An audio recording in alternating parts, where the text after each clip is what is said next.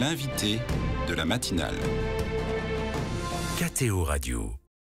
L'invité de la matinale, bonjour à tous. Nous sommes avec le Père Bernard Clasen tout au long de cette semaine de Noël. Bonjour mon Père. Bonjour. Alors on a déjà dit beaucoup de choses sur Noël depuis lundi, mais on l'a promis hier. Là, aujourd'hui, on va creuser la réalité d'un certain nombre de choses. Est-ce que Noël, ça s'est vraiment passé comme on nous le dit ? Quand on nous le dit ? Et j'ai envie d'autant plus de poser cette question qu'on entend partout en ce moment dans les médias. Michel Onfray nous expliquait que Jésus n'a pas existé, que d'ailleurs plein de gens sont d'accord avec lui. Il est probable que plein de gens soient d'accord avec lui, car plein de gens aujourd'hui n'ont pas étudié les écrits historiques. L'historicité de Jésus, elle est à peu près avérée, y compris par des tas de gens qui sont pas du tout croyants. Qu'est-ce qu'on peut dire déjà aux gens qui nous disent aujourd'hui « Non mais en fait votre Jésus, vous l'avez inventé ». Disons qu'il y a d'autres sources que les nôtres propres. S'il n'y avait que nous à raconter l'histoire de Jésus, on pourrait dire, quand même, mais il y a des rapports de police. Il y a Flavius Joseph, un historien juif d'ailleurs, qui travaille pour Rome, et qui parle clairement, en tout cas des chrétiens, de Jésus, sans raconter évidemment tous les détails. Les détails de l'évangile, c'est propre aux évangiles. Ça, c'est sûr. Mais le personnage de Jésus, on en parle dans les rapports de police. Parce qu'il y a des gens qui le suivent, parce qu'il se passe quand même un peu des choses à ce moment-là. On est dans un contexte, peut-être qu'il faut redire quelques mots. L'Empire romain occupe la Palestine, c'est César Auguste. C'est quoi le contexte ? D'abord, c'est la première fois qu'il y a un empire. C'est-à-dire, c'est donc Auguste, et les successeurs vont pas tarder à se faire diviniser, ce qui va poser plein de problèmes au tout jeune christianisme. Alors Onfray dit Jésus n'a pas existé, en tout cas les chrétiens l'ont existé, c'est très clair, puisque là on a des tonnes de témoignages de gens qui sont prêts à être martyrs parce qu'ils croient à ce Christ qui n'aurait pas existé. Enfin bon, il y a des bugs dans cette pensée. Mais alors donc Auguste, il veut constituer un empire et il veut, comme tous les empires, une espèce d'unification même. Alors il ne va pas l'imposer trop violemment, mais il va y avoir dans le peuple juif des réactions. C'est un peuple assez rebelle et il y a plusieurs types de rébellion. Et ça va finir par créer la colère de Rome, et la colère de Rome, elle est toujours terrible. Et donc ils vont, Titus et les armées romaines, vont ravager Jérusalem en 70. Et donc vous avez là à peu près une quarantaine d'années de révolution larvée. Alors vous avez des petits révolutionnaires de 3 fois rien, qu'on appelle les Césaires, mais qui assassinent, et qui font des attentats au couteau.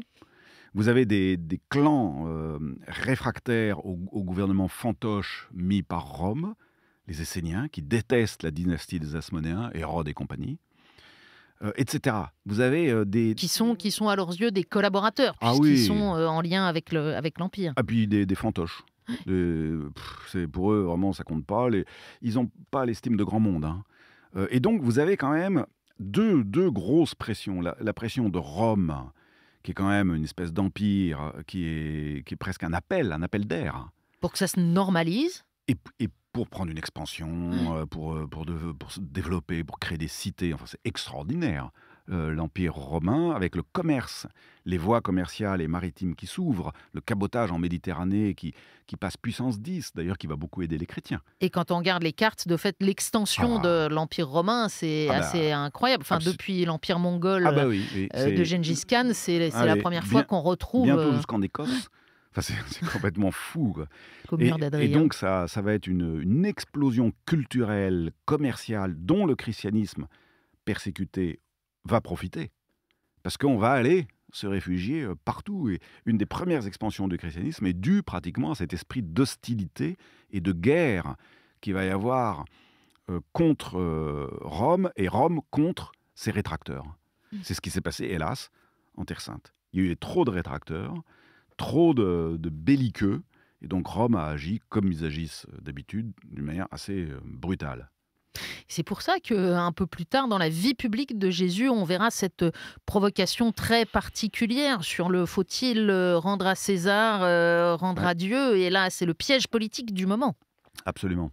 soit tu es un collabo, soit tu es Soit avec tu es un nous. indépendantiste T'es révolutionnaire, avec dans nous, les voilà. deux cas, ça va mal finir. Euh, les Juifs, dans tout ça, c'est quand même un peuple qui a une histoire particulière, puisqu'elle Ouais. est marquée par son alliance avec Dieu. Où est-ce qu'ils en sont dans l'histoire de cette alliance? Ah, alors, eh ben, ils sont dans l'attente. Ils sont toujours dans l'attente.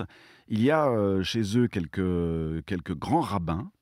On en connaît, hein, et Jésus probablement est cité par exemple par Maïmonide, alors c'est bien, bien longtemps après, hein, Mhm. mais il est cité comme étant, s'il n'est pas la figure du christianisme, Maïmonide le respecte comme grand rabbin de cette époque. Alors il y a Hillel, il y a des très grands penseurs qui sont... Et puis vous avez des écoles de commentaires rabbiniques qui commencent à s'installer à Tibériade.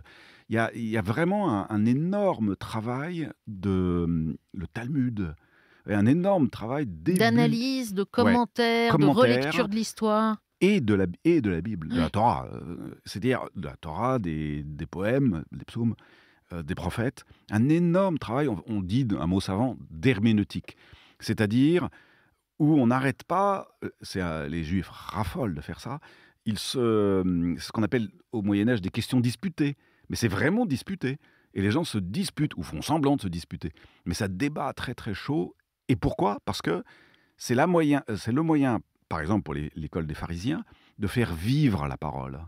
C'est-à-dire la parole n'est pas un texte mort. La parole de Dieu, tout l'ensemble de ce que nous appelons l'Ancien Testament, c'est un texte qu'il faut faire vivre. Et on le fait vivre comment? En se disputant.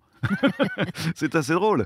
Mais au moins, ça prend force, ça prend de la valeur, et les gens s'enthousiasment, argumentent. Voilà, Et il y a, il on y a est des- dans il y a- cette y ambiance. compris sur des choses essentielles qui peuvent Ah faire bah objet oui, de débat. Autour de l'institution du temple, ah bah il y a oui. des débats Ah ben, très et Jésus rudes. se fait repérer, hein. Il se fait repérer là-dedans comme étant un grand rabbin. Maître, quel est le plus grand des commandements? C'est une question qu'on pose à plein de rabbins. Parce qu'il y a 613 prescriptions, mettez-nous de l'ordre là-dedans. Et donc, il s'y met, il met de l'ordre, je ne sais plus combien il en trouve, une trentaine. D'autres disent, bah, écoutez, si vous en appliquez 100 dans le registre de la domesticité, de la famille, bah, ça suffit bien. Et Jésus, lui, dit, bah non, il y en a un et un deuxième qui lui est égal. Est-ce que cette situation politique que vous nous exposiez tout à l'heure, d'un peuple qui, au fond, est sous domination de l'Empire romain, est-ce que ça alimente d'une certaine manière aussi cette recherche de la signification, cette recherche religieuse? On sait que quand le peuple hébreu est malheureux dans l'histoire, Mm. eh ben, il cherche à comprendre pourquoi, qu'est-ce que Dieu veut dire à travers ça et à quoi on est appelé. Alors ça, en effet, c'est une très bonne question, je me suis souvent posée. C'est-à-dire, dans l'histoire, on voit des soulèvements mystiques, on pourrait dire, hein. Par exemple, du temps de Moïse, vous avez également plusieurs types de soulèvements comme ça dans l'histoire de l'humanité. Je ne sais plus quelles sont les dates qui correspondent, j'ai plus les dates en tête exactement. Je pense que c'est plutôt le roi David, où vous avez Bouddha en Inde, des soulèvements. Je crains faire une erreur de chronologie, mais enfin, on voit qu'il y a régulièrement, dans l'histoire de l'humanité, des espèces de soulèvements identiques un peu partout. Moi, je crois qu'il y a les semences du Verbe qui ont été répandues dans le monde entier, y compris même dans la matière, et que ça soulève la pâte, c'est un levain. Et donc ça s'éveille un peu partout sous la forme de désirs religieux, de puissants désirs religieux. Et du temps de Jésus, incontestablement, il arrive à un moment où les gens ont soif. Et donc il va les rejoindre dans cette soif. Alors, à un moment, quel moment? On ne peut pas évacuer Ah. la question. La date, En vrai, on est en 2023 ou pas? ben non. Non, alors en vrai, bon, ça se dispute encore, il y a des hypothèses, hein. Mais on sait aujourd'hui dire exactement non, il est né en -7 ou Oui, il voilà. est né En gros, la plupart sont d'accord en disant qu'il est né, c'est ça, en -5, -7. -5, -7 avant lui-même. Ouais, et qu'il est né en avril. Bon, voilà, donc on en sait déjà beaucoup. Et que la date de Noël a été placée à Noël à cause de la symbolique extraordinaire, qui était une fête romaine, de la renaissance du soleil. Le soleil éternel, la lumière éternelle. Donc celle qui décroît, qui décroît, qui décroît. Vous croyez que ça va mourir? Eh ben non, ça reprend. C'est le moment où les jours vont rallonger. Voilà. Et donc le christianisme a pensé que c'était le meilleur moment pour faire naître Jésus, d'où la première lecture, vous savez qu'on a tous les ans dans la nuit de Noël, le peuple qui marchait dans les ténèbres a vu se lever une grande lumière. Et cette idée a germé dans la tête des chrétiens, finalement du pape, qui a choisi de se placer là, entre deux grandes fêtes romaines, en plein milieu, au moment, juste quelques jours après le solstice, quand ça commence à revenir. Alors, il y avait une fête du solstice, les Saturnales, Mhm. mais le problème, c'est que c'est une fête saturnale un peu borderline, un peu, parfois un peu... Avec beaucoup de débordements, oui, on va Oui, dire. parfois un peu salace même sur les bords. Et donc, le pape met sa fête de Noël là, au milieu de deux fêtes un peu chaudes. Les chrétiens ont un peu tiqué. Et finalement, ils ont obtenu, quelques générations après, bien sûr, d'écraser, d'éteindre les fêtes païennes qui entouraient Noël et rester Noël. Mais c'est intéressant, ce phénomène aujourd'hui, on ne le comprend pas toujours très bien, je dirais, de christianisation de fêtes antérieures ou de traditions, parce que on va le voir dans plein de domaines, c'est une pédagogie de l'Église, de dire, bah, voilà, on va réfléchir, on va prendre cette date-là parce qu'elle va nous aider à dire quelque chose, Oui. et en même temps, les gens ont déjà l'habitude de se rassembler, pour Oui, faire court. oui, oui. Et alors, c'est très intéressant parce que ça laisse entendre que quelque chose de la vérité, si on peut utiliser ce mot, disons quelque chose que nous croyons, que nous disons être la vérité avec un grand V, c'est-à-dire non pas la vérité spéculative, c'est déjà énoncé avant nous, mais sous forme titubante. Mais il y a déjà quelque chose de vrai. On le baptise en quelque sorte. Ouais, c'est ça. On le reconnaît. On reconnaît qu'il y avait une intuition géniale. Et du coup, on n'hésite pas à, en effet, digérer, réintégrer ces fêtes-là. Alors nous, on a quitté le côté très, très... c'était des fêtes, ce qu'on appelle des fêtes de retournement ou des fêtes d'inversion des Saturnales. C'est-à-dire, on se moquait des princes. C'est comme la journée du fou. Voilà, c'est ça. les- C'est ça. Et donc, on l'a un peu oublié pour Noël quand même. Bah, nous, il y a un retournement qui est d'une autre nature dans notre Oui. manière de considérer même notre raison d'être. Euh, Qu'est-ce qui est vrai dans les récits de la naissance? Là, on sort de Mhm. les entendre, on est dans cette octave de Noël. Alors, on a compris que en fait, c'est en avril. Oui. En fait, c'est pas en zéro. En fait, c'est pas important, puisque ce qui est important, c'est que c'est en le célébrant, au moment où l'Église nous invite à le célébrer, que on en reçoit le message. Mais n'empêche, qu'est-ce qui est vrai dans les récits? Alors, on a deux récits donc qui ne coïncident pas. Euh, Probablement Luc, il nous dit lui-même qu'il a fait une enquête. Matthieu nous dit rien de tout ça. Matthieu réécrit complètement. C'est lui avec les mages. Matthieu, c'est lui qui donne des détails euh, sur les lieux. Par exemple, on sait qu'il va revenir vivre à Nazareth. Matthieu... Donc voilà, ça l'intéresse pas trop. Donc Alors, Luc, c'est le boulot universitaire sérieux. Matthieu, c'est la pédagogie par le symbole. peut-être, voilà, peut-être, on peut dire ça. Alors, par contre, l'un comme l'autre font des récits. Un peu comme quand vous voulez parler à un enfant d'une chose très sérieuse, vous allez lui raconter une histoire. Peu importe les détails de la narration, l'essentiel, c'est qu'il parte dans l'imaginaire pour, en quelque sorte, tirer la leçon de cette histoire. Le phénomène de la narration est quelque chose de très efficace, bien plus efficace que la démonstration, Ce que vous êtes en train de nous dire, c'est que c'est pas parce que c'est pas exact que c'est pas que vrai. c'est pas vrai. Exactement. Ça dit une vérité par des modes narratifs. Parfois enjolivés.